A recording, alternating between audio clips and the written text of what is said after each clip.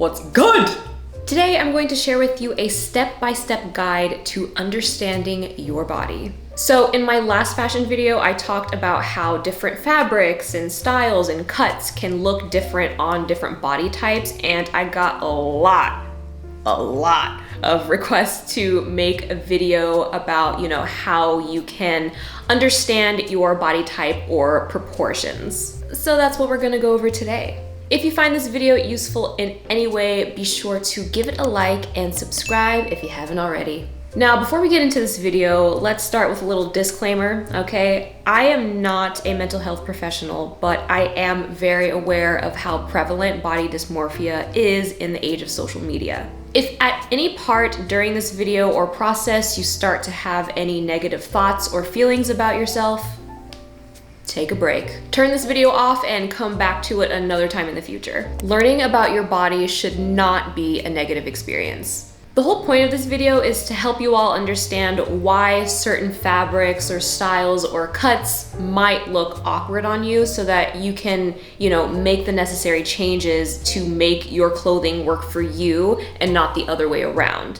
We should never fit our bodies into clothes. Clothes should fit to us. I know that for me personally, I started having way more confidence after I started learning more about my body because I was able to start choosing clothes that looked and felt better. This should be a positive experience. If you ever find yourself feeling any differently, it's okay to revisit this topic at another time.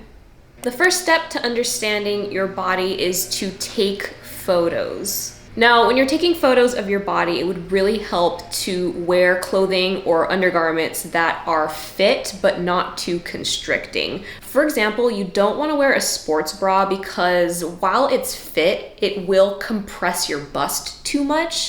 It would be better to wear something like this, for example. Fit enough to see your body shape without distorting or compressing your body. I recommend taking photos with a tripod because they're easily adjustable to get to the perfect height. It does not need to be expensive. I just use this cheap one. I think I got this from Amazon. If I can find a similar one, I'll leave it in the description box down below. And you're gonna wanna place your camera or your phone at chest level, at least like 6 feet away from you. And one of the biggest reasons why I recommend using a tripod as opposed to asking someone to take your photos is because your phone or your camera needs to be flat and leveled. If the camera is tilted in any direction, it's going to distort your body shape. And the reason why you want the camera at chest height is because if the camera is too high or too low, it will also distort your body shape. And that's why you see so many TikToks recommending you to take photos from a lower angle if you want to appear taller. And those types of photos are fine for your Instagram, but what we're trying to do here today is to get an objective understanding of our bodies so that we can create the best outfits for them. Now, take photos from the front, back, and both sides with a neutral posture. Now, a lot of you might have something called anterior pelvic tilt. It's something that I still kind of have. I'm still working on it. But basically this occurs when your pelvis is rotated forward, which forces your spine to curve. And this is very, very common for people who sit for excessive amounts of time. So if you work in an office or you're sitting at a desk all day, you probably have it. Now, eventually, you're gonna wanna address this for the sake of your mobility and your overall health. And I'll actually link some quick exercises that you can do down below. But for now, for this exercise, when you're taking your photos, try to see if you can just tilt your pelvis back so you have a more neutral posture. An anterior pelvic tilt can distort our perception of our bodies. It can make our stomachs look like they stick out way more than they actually do, and the curved spine can alter the way clothes fall on our bodies. So in general, you want to work towards correcting this for the sake of your posture and your mobility and your general health. But for the sake of this process, if you can just try to tilt your pelvis back and try to correct your posture just for the photo, that would be great. Okay, so I feel like the most obvious element that most people know about their bodies is how tall they are. It is the most obvious one, but I don't think that it is the most important one, and it's not really as straightforward as we think, and let me explain why. Look at this picture of Alessandra Ambrosio and Rosie Huntington Whiteley. Now, Alessandra is listed by her agency as 5'10", and Rosie is listed by her agency as 5'9". Now, even though Rosie is allegedly 1 inch shorter, she actually kind of looks taller. And this is because Alessandra has a longer torso and shorter legs, and you can actually see how differently this t-shirt fits on Rosie versus how it fits on Alessandra. Now, when you look at Alessandra's street style, you can see that she looks a lot more balanced when she wears high-waisted pants versus when she wears low-rise pants. And this is why, in my opinion, height is not really the most important element to understand about your body. Proportion is. Another quick disclaimer, throughout this whole video, I am going to be using a lot of models as examples, and this is just because there are so many pictures of them online. This is literally what they do for a living. So I have a lot bigger of a selection of photos to illustrate the point that I'm trying to make. For those of you who are on like the shorter side, have you ever looked up a video that was like best outfits for petite women, and then you try on those recommendations and they didn't really work? That's because your height is not really that important. Your body proportions are what matter more. So if the person that you're watching is the same height as you, but they have wildly different proportions, their outfits are not gonna look the same on you, even if you're the same height. On the flip side, if you're short, but you're watching a tall person, but she has the same proportions as you, her outfits are probably gonna look more harmonious on you than the other girl's outfits, even if she's taller than you. Now, you might have to get your pants tailored or, like buy the short version of the same pants, but the overall outfit formula is probably gonna look better on you than the shorter girl with wildly different proportions than you. All of this just to say, proportion is more important than just height alone. Which brings us to step 3, how to discover your body proportions. Now, I just spent like the past 10 million minutes talking about how important body proportions are, and you're probably sitting there like, okay girl, well, how do we find it? Before we get into this, let's have a little chat. There is nothing good or bad or right or wrong about our bodies. They just are. Discovering all of the different elements of your body should be empowering, not demoralizing. So when we say things like long torso or short torso, or big head or small head, broad shoulders or narrow shoulders, these are neither negative nor positive descriptors. They just are. So with that being said, let's take a look at the photos we just took. Now, take a look at your frame. What stands out to you the most? For me, it's definitely the fact that my shoulders are wider than my hips. Now, a lot of people can interpret this to mean that you have broad shoulders, but this is not always the case. Compared to the overall structure of my body, my shoulders look quite proportionate despite being wider than my hips. But if you look at Lisa of Blackpink, for example, you can see that her shoulders also extend beyond her hips, but her shoulders are much more broad compared to her overall frame. So she, or her stylist, is going to have to accommodate the width of her broader shoulders to create a more balanced silhouette. Now, in my opinion, she looks so good when she wears oversized clothes because the kind of broadness of her shoulders creates structure underneath to give the looser clothes more shape. Now, for me, on the other hand, if I wear something that's too oversized, it can make me look like I'm drowning because my shoulders don't have that same structure underneath. Now, is that going to stop me from wearing oversized clothing? Obviously not. I'm wearing oversized clothing today, but it does make me want to be more mindful about how big or how oversized something can look on me before it starts to look like I'm drowning. So looking at individual body parts isn't really the most helpful because you really have to look at your body overall. Proportion is all about how everything looks in context. So if you just look at my legs, these are just legs. But when you see the full picture, it's like, ah, yes, these legs are longer in proportion to the torso. And this is how we can use proportion to balance out an outfit. So how can you tell if you actually have broad shoulders or if your shoulders are just wider than your hips? And there are a few things that you can think about. So if you put on a fitted shirt, do you often feel kind of constricted around your shoulder area? Does it feel too tight? Does your, shoulder area feel uncomfortable? If yes, then you might have broad shoulders. Another thing to think about is shoulder straps on your tops. So if you wear a spaghetti strap top, do the straps often, fall off your shoulder? If yes, then your shoulders might not be as broad as you think they are. And here's something similar. If you wear shoulder bags, do they often fall off your shoulders? If yes, then your shoulders might not be as broad as you think they are. For me, shoulder bags actually fall off quite often. Not all the time, but often. Whereas when you look at this picture of Lisa, girl, that bag ain't going anywhere anytime soon. Now, to clarify, just because I don't consider my shoulders to be broad, that doesn't necessarily mean that they're narrow. I think that they're pretty proportionate to the overall structure of my body. They are just wider than my hips.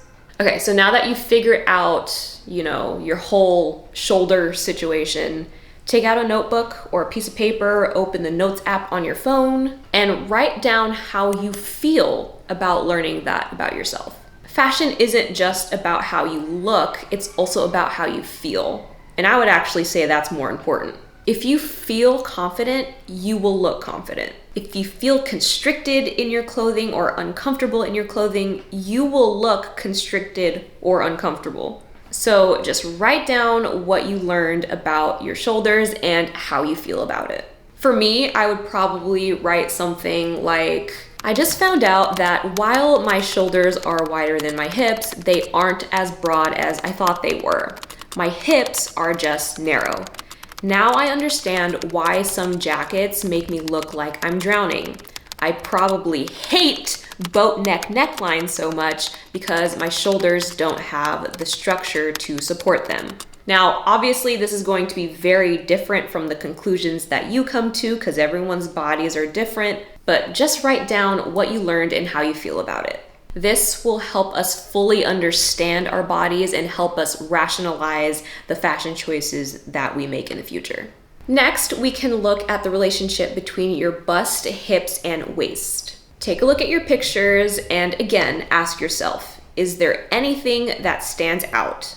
Are your hips the widest part of your torso? If so, all of the bottoms that you buy have to accommodate wider hips. Do you have a defined waistline or is your torso pretty straight? Different styles of tops are going to work better on certain waistlines than others. Do you have a wide or full bust line? Do you have a full bust? If so, all of your tops are gonna have to accommodate your bust. Now for me, my torso is pretty straight. Now my waistline has slight definition, but it's not enough to really matter. I don't have to make any accommodations for it. Again, you will all come to very different conclusions, but whatever that is, write it down and also write down how you feel about this realization. Next, we're gonna get into the relationship between your torso and your legs. Now, learning about this specific ratio transformed my outfits completely, and you probably realized that if you watched my last video. And the reason why they transformed my outfits in this way is because my proportions are not very balanced. So when I altered my outfits to accommodate this very obvious imbalance, everything changed. Now, for some of you, this might not be the most important conclusion that you come to today because you have balanced proportions. So don't feel like you have to have this aha moment like I did. Like, you might watch this entire portion of the video and be like, what is the big deal? Different clothing styles and different lengths of clothing can look wildly different on different body proportions. Like I explained in my last video, some people have a short torso and long legs, some people have a longer torso with short legs, and some people are more balanced. Now, there are a few ways that we can figure this out if it's not immediately obvious from your photos. The first method is what I like to call the double hand method. So what you're gonna do is you're gonna take both of your hands, you're gonna press your fingers together, you're gonna put one hand on top of the other, and you're gonna put the hand that's on top right below your bust. Now, if either of your hands completely covers your belly button, then you probably have a short torso. If your belly button is right at the bottom of your hand, you are probably more balanced. And if your belly button is below your bottom hand, then you probably have a long torso. Now, as you can see here, my belly button is entirely covered by my hand. Whereas for my mom, her belly button is lower than her hand. I have a short torso and my mom has a long torso. Now, this isn't a foolproof method for a myriad of different reasons, but I do think that it is a pretty good starting point. But to determine this, you can also ask yourself a few questions. When you tuck in your shirts, do they tend to bunch up around the waist?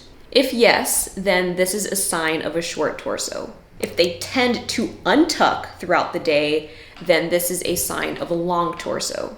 If you have literally no problem at all with tucked in shirts, then you're probably more balanced. Congratulations. Here's another question to ask yourself.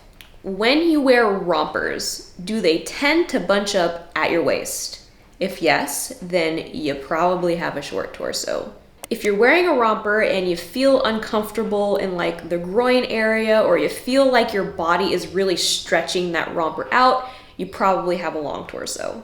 Now, I feel like if you have either a short or a long torso, you probably kind of already know this in your mind, like subconsciously, you just haven't verbalized it or you haven't like put a name to it. And if you're more proportionate or balanced, then you're probably very confused by this section of the video.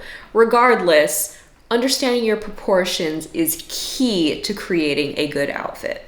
Once you've figured out the relationship between your torso and your legs, write it down and write down how you feel about it.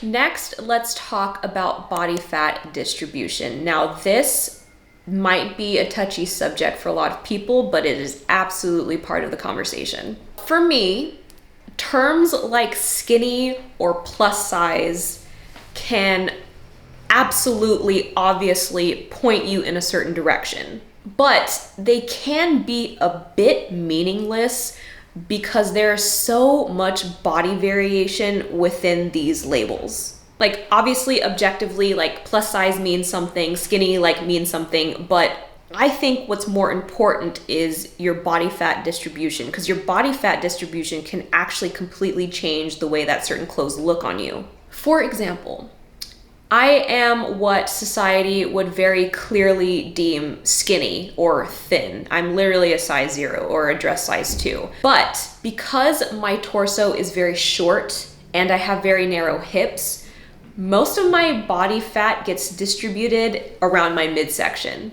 Now, if I had a longer torso and I had wider hips, my body fat would be distributed more to those areas. But I don't have wide hips or a long torso. I have narrow hips and a short torso. Your waist to hip ratio and the length of your torso can actually determine where your body stores more fat. A general tip to remember is the longer the part of the human body, the leaner it's going to appear. So that's why my arms and my legs look so skinny. It's because they're just really long. My torso, on the other hand, is very short, so there's not much room for the fat to go. Again, there's nothing good or bad about this. That's just the way it is. Now, Hailey Bieber is a really great example of someone who also has pretty narrow hips and a short torso with longer legs. Now, I'm sure this girl works out regularly. She does her little workout, she does her little Pilates, she cares about the food that she puts into her body, you know, just basic model things. But when you compare Hailey's torso to Kendall Jenner, who has a much longer torso, you can see that Kendall's torso appears to be more lean just because there is a lot more space for the fat to go. Now, Hailey and Kendall's body fat percentage is probably around the same, but that number percentage doesn't really mean anything in terms of how their bodies look in similar clothing. And this is gonna be the same for the plus size girlies. Have you ever watched like a plus size outfit ideas video and you tried to recreate the outfits and they just didn't work out? It might be because the person that you just watched has a different body fat distribution. Most working plus size models that you see in magazines or on websites have an hourglass body shape. So their body fat naturally gets distributed more in the hips and the bust, creating that more hourglass shape. Now, body fat distribution is mainly determined by genetics. Your genetics determine where your body stores fat. This is not something that we can really change.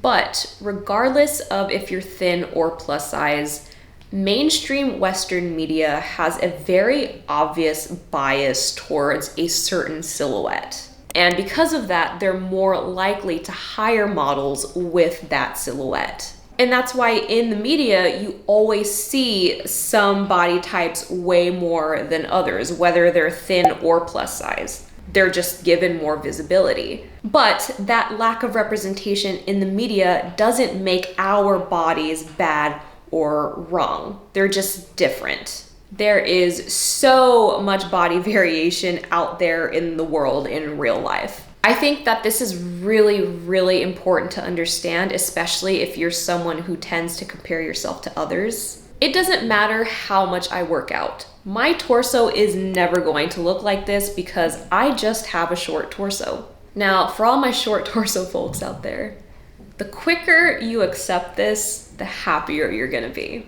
And again, there's nothing good or bad about this. It just is. Once I accepted that my body was just built different than these models, I became way more confident because my body then became a superpower instead of something that I was ashamed of. Because now I'm able to accentuate my favorite parts of my body by building the right outfits precisely because I have a better understanding of my body. Look, at the end of the day, fashion is an art, and while art can have scientific elements, art is also very subjective. Personal style should be built around the basis of how you feel. If you watch this entire video and you feel more comfortable not following these recommendations, then that's exactly what you should do. I'm just here to provide the tools, okay? You can choose to use them or not. My mission here is really to just encourage people to learn how to be more comfortable with who they are. I found so much confidence in myself through fashion. Fashion can be very powerful. Will you use it for good? That's all I have for you today, folks. If you learned anything from this video, please give it a like and let me know in the comments down below. Subscribe if you haven't already, and I'll catch you guys next time.